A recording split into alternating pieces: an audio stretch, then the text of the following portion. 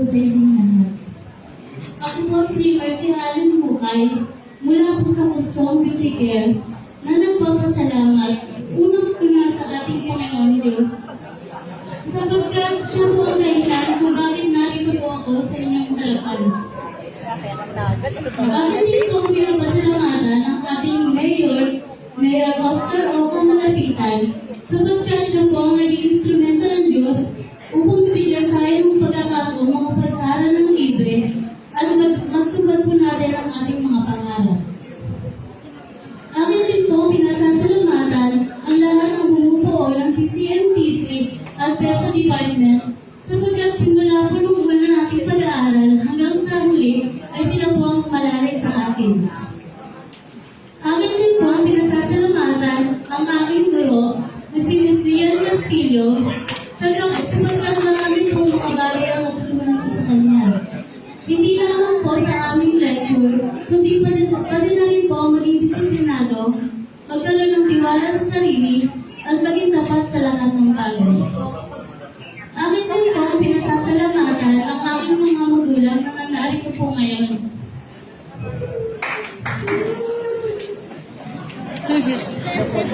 Bago po ako pumasok sa Caloocan City ng Power Training Center, ako po ay isang may bahay at ina ng aking dalawang anak. Noon kung ako'y wala pang sariling pamilya, ako po ay may marami pong bagay na hindi ko po pinagtutunan ng pansin, gaya na lang po ng pag-aaral. Ako po ay naging ina sa edad na 19 anyos.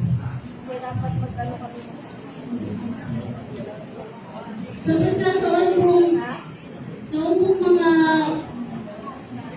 pagkataon po ay hindi ko pa po naiintindihan ang realidad ng buhay. Marami pong tumatakbo sa aking isipan, gaya na lang po na hindi ko pa po nasusundian ang pagtataguyod ng aking mga magulang.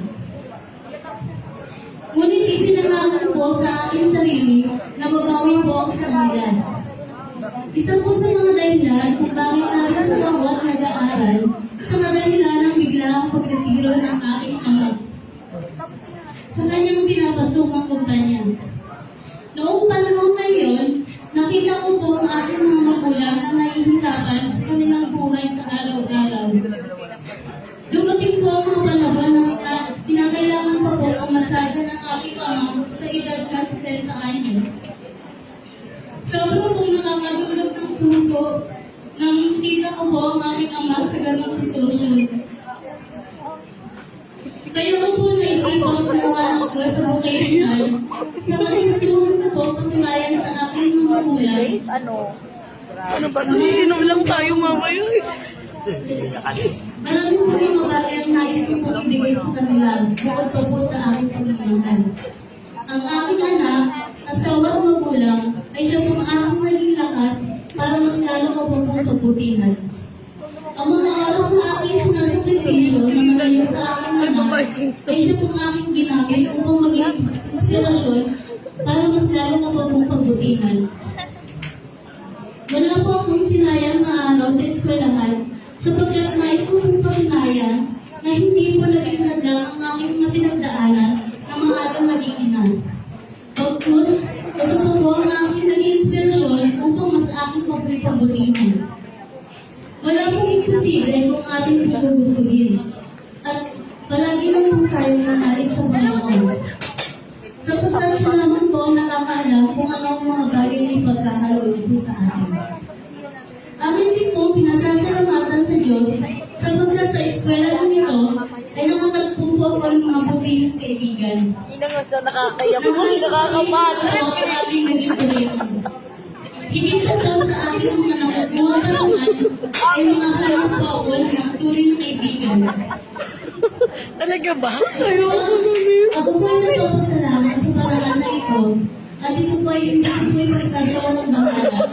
Bagkus, ilalagay ko po sa aking puso.